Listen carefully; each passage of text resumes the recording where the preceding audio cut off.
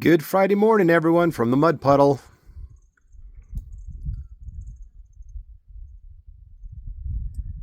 It's been snowing since about midnight last night, and we've got about 4 or 5 inches on the ground.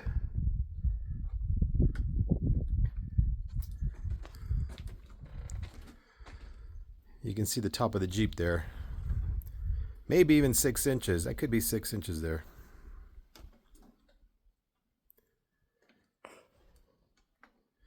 The weatherman is predicting snow all day.